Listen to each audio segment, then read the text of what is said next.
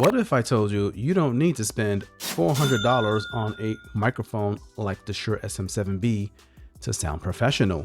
Now, the Shure SM7B is an iconic microphone that's pretty much utilized by streamers, musicians, artists, content creators. But what if something like the Maono PD400X can prove to be just as good without the large cost? Yes, what if I could save you some money here? So the real question is the Shure SM7B worth it, or is the Maono PD400X the better buy? We're gonna find out. We're gonna get a little in depth here and put these two head to head in this video. Sit back, grab your popcorn, your tortillas, and your tacos, and whatever kind of food you like, saltless potatoes, and let's get started. Enjoy the show. Let's do it. So what are these mics? Well, you have the Shure SM7B, which is an all-around beast in pretty much any platform of content creation or creation in general, but it does require an XLR interface, right? An audio interface in order for it to function. And it does require a significant amount of dB. Yes, at least plus 60 dB to get it to sound as good as you want it. You can get away with maybe 55, 50 dB pushing it, but I would say 60 dB is probably the baseline. And there's a lot of interfaces that really don't provide that much amount of dB. The Maono PD400X is a hybrid microphone, so you can utilize it with an audio interface as well as directly connected to a laptop, a phone, a mobile device, a computer, and it has EQ settings with the Monolink app, that sort of thing. So a lot more versatility when it comes to something like the Maono PD400X, and if the audio quality is matching up to this, well, you might have some thinking to do. So, okay. As far as for the build, well, they're both built like tanks. The PD400X is an all metal body, you name it, nice mesh, nice build, pretty heavy. Same as the Shure SM7B, which comes in a bit heavier, same heavy metal build. They're both dynamic cardioid in nature. They both have built-in EQ options. On the back of the Shure SM7B, you have some low cut and presence boost capabilities. Same goes for the PD400X. The frequency response of the Shure SM7B is 50 to 20K hertz, right? 20,000 hertz. On the PD400X, you get 40 to 16,000 kilohertz. A little bit of a difference there, but will you notice it in your eardrums as you're listening to it?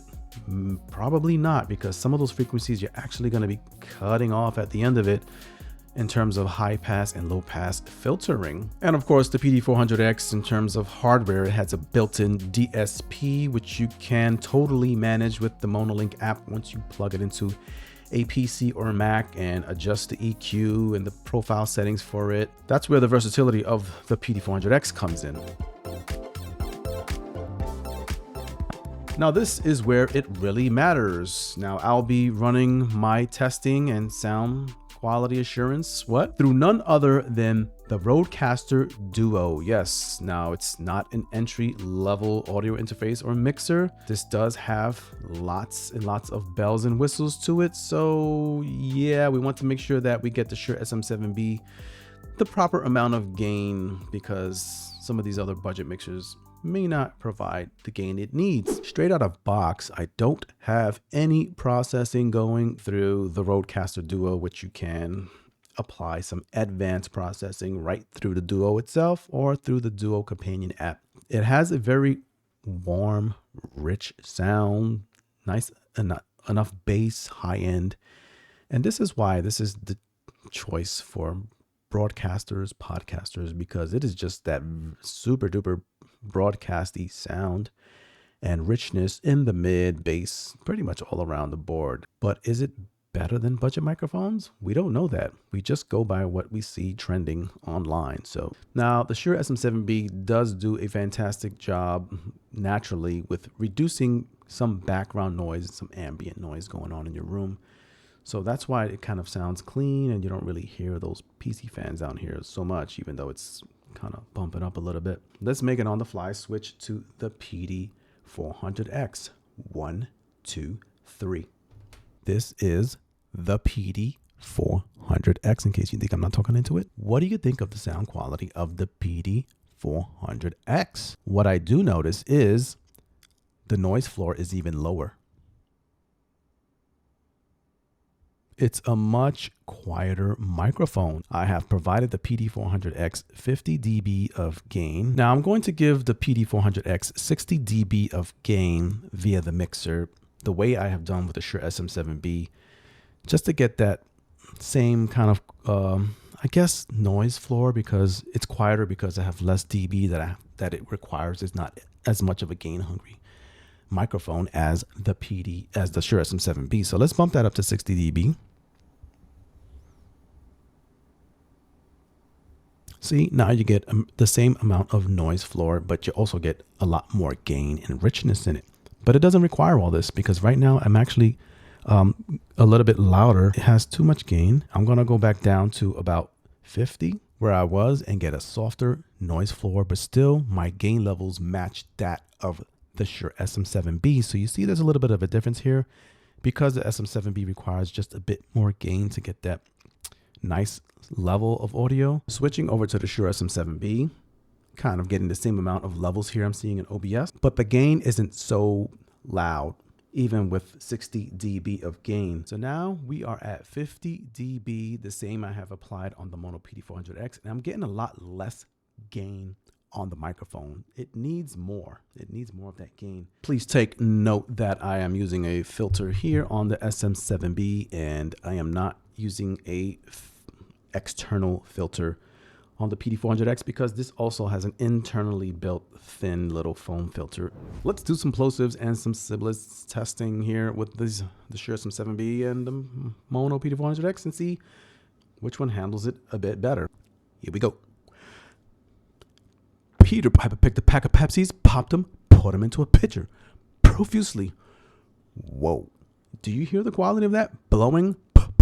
Now that is refinement, yes, and control of those serious plosives. So I'm not even going to worry about Peter Piper picked a pack of pep off to the side, because if I can't get that to explode blowing directly into it, then you don't have to worry about the side. So that's kind of part of where your money is going into, to kill off those P's and plosives. I can hear a little bit of like metal echo, but wow. Amazing plosives control. Okay, I don't expect the same with the PD400X. Switching over to the PD, wow, that high end on the, ooh, that richness is pretty nice here, just out of box. Okay, wow, okay. Well, anyway, it's pretty open here with the PD400X. Pretty crispy, my lord. Sounds nice. All right, blowing directly into the PD400X. Here we go. It's gonna explode. Peter Piper picked a pack of Pepsis, popped them, poured them into a pitcher profusely. That was pretty good. Okay, I was expecting way worse than that. Was it as good as the SM7B? I don't know. I have to check that in post, because in my ears it sounds fine. Okay, off to the side. It's going to be great. Peter Piper picked a pack of Pepsi. Yeah, if it's good blowing into it, don't worry about blowing away from it. It's going to be perfect. Okay, wow. Amazing grace. Switching back over to the Shure SM7B for a Sibilance check. Now, Sibilance is a little bit different. Here we go. Caesar ate a salad by the seashore with Susan in a sauna. Caesar ate a salad by the seashore with Susan in a sauna. Better when you're talking, of course, away from the microphone, which is probably what you want to do. PD400X inside of your tonsil. Caesar ate a salad by the seashore with Susan in a sauna. Ooh, that one definitely has a lot more sibilance, but it does have a lot more high end. That could be the reason. So that may not be a bad thing. That's just an artifact or a thing that happens when you just have a much more open microphone on the higher spectrum of your frequencies. Off to the side. Caesar ate a salad by the seashore with Susan in a sauna. So not bad off to the side, but definitely sibilance, because, well, it's just a lot more crispy. PD400X by Maono. 1, 2, 3, 4, 5, 6, 7, 8, 9, 10. This is the Maono PD400X with out of box audio quality. Switching over to the Shure SM7B. This is the Shure SM7B. 1, 2, 3, 4, 5, 6, 7, 8, 9, 10. Does a great job with keeping a really good balance, not as rich on the high end as the PD400X in my face. It does a good job at mitigating sibilance and keeping that warm, smooth, rich audio pretty nice. It's kind of ready to go out of box. The PD400X is going to need a little bit of taming, especially on the high end, to kind of mitigate a little bit of that sibilance. Okay, so let's do a little bit of processing with these microphones utilizing the Rodecaster Duo, and just use a couple of presets just for you to get an idea of what's potentially possible here. So let's make a switch here in my view, and let's see what we got going on here. Right now we are on a neutral preset in your nasty little mouth, and this is the audio quality 1 2 3 4 5 6 7 8 9 10. What do you think of that? Now let's switch over to podcast 1 2 3 4 5 6 7 8 9 10. This is the podcast sound. So with the preset, it sounds like you're getting some noise gate going, and of course you're modifying your EQ and everything, which is pretty cool. Okay, and over to broadcast, which is going to bring up a lot more low end, and I hear that in my bassy voice. This is Shure SM7B. As you see, there is a profile, and this is the gain right here, 60 dB, and we could turn processing on 1 2 3 4 5 6 7 8 9 10. Now we could bring up the high ends like such if you really wanted to, which sounds okay, pretty high and sparkly. You can bring up that depth to bring up the bass if you wanted to, and you could just drop that off so you don't have so much deepness. Switching over to the PD400X, we want to get out of that, and let's go over to our PD400X right here, which is under dynamic. There's obviously no PD400X profile here, so is what it is. And as you can see, under 50 dB, we're getting some pretty decent levels here. Yes, pretty high. And if you look at OBS right there, you see how high up that thing goes, even just with 50 dB. So not a gain hungry mic in the least. Okay, and we can go to neutral. 1 2 3 4 5 6 7 8 9 10. This is the neutral audio of the PD400X. Switching over to podcast. 1 2 3 4 5 6 7 8 9 10. This is the podcast preset in your face. What do you think of that? And broadcast always brings up that bass in your face. 1 2 3 4 5 6 7 8 9 10. Yep, plenty of bass if you need bass in your life. This microphone already is sparkly, so you got to be careful with those high ends. Sibilance, you might want to just cut off sparkling altogether because it doesn't really need it, not for this microphone. Depth, well, it's adding a lot more bass and rumble there. You can bring that down a little bit, and if you go all the way up, it's too much. So somewhere in the mid-range is probably okay. That sounds pretty good, not bad. And if you wanted to add like effects of a reverb, for example, you can switch on. Pretty good noise gate.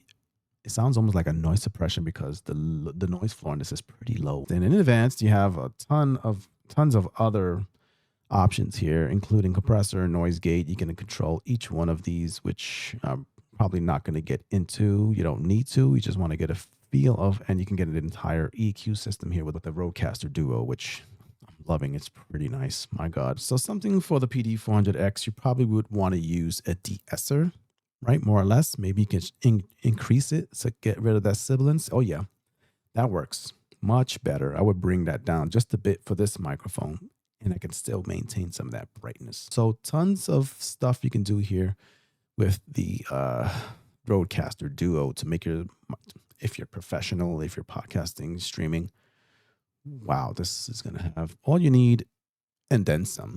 Just to do a short segment on the flexibility of what the PD400X gives you for that 150 versus what you get with XLR only on the Shure SM7B is you get USB. That's right. You get USB directly to a computer, for example, a PC, Mac, or even directly into a console. Yes. Or even your phone. Yes. This works on your phone directly.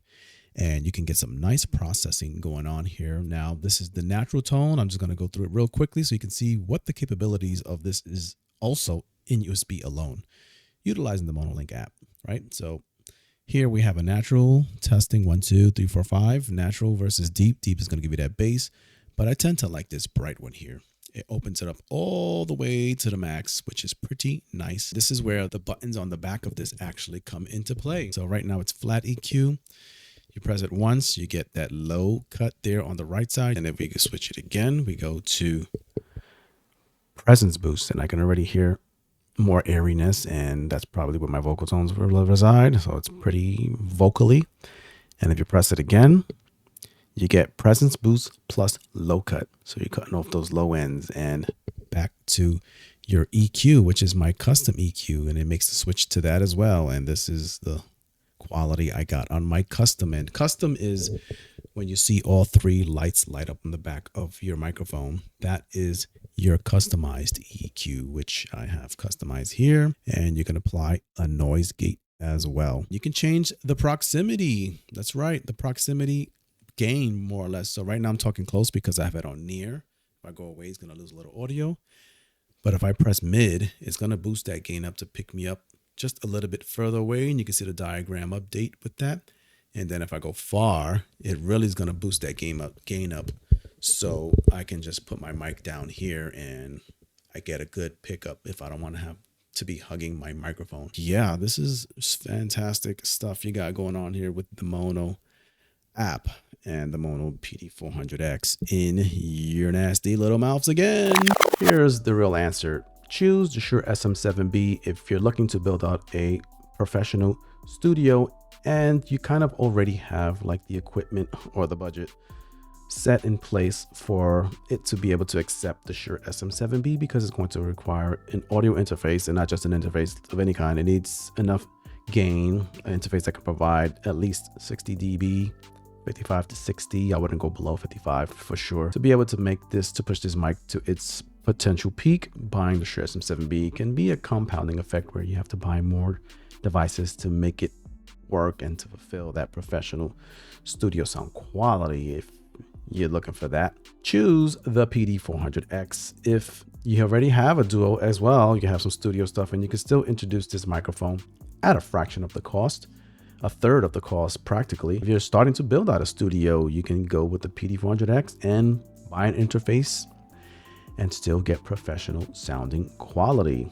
Whether you're using it in XLR or USB, you can make this thing sound fantastic, as rich as the Shure SM7B. Yes, on the fly switch to the PD400X, and as you can see, you get some fantastic rich open audio, definitely professional grade, without having to spend the arm and the leg and then maybe even your other leg. It doesn't require as much gain, so you can get a lower end mixer if you just need the basics. You don't need all these advanced features you get with the Rodecaster Duo, which has immense levels of processing and capabilities built into it, the hardware, the software, you name it. You don't need all that stuff. You just need a mixer to get your microphone powered up. Maybe you can use a mixer that has dual XLR outputs or inputs for two microphones if you want to do podcasting, such as the Bluecaster 2 by Blue AVS, or even the Maono AME Gen 2. Cheaper options, $100 mixers. So yeah, save your pockets, because inflation is a real thing. I don't care what these politicians are telling you. Things are getting more and more expensive. We don't know when they're going to drop. You can pray, you can hope, you can vote. You don't know when it's going to drop. If you're interested in me putting the Shure SM7B up against some other microphones, budget microphones outside of the PD400X, just let me know in the comments. And if you're looking for a budget mixer as well with dual XLR inputs, you might want to check out this video right here. This is going to take you to a new device that's on the market that can provide dual XLR capabilities and real-time monitoring. It's pretty good interface in my experience. Check it out. Don't hear me talk about this. Look at the video and check it out for yourself. And I'll see you in there later.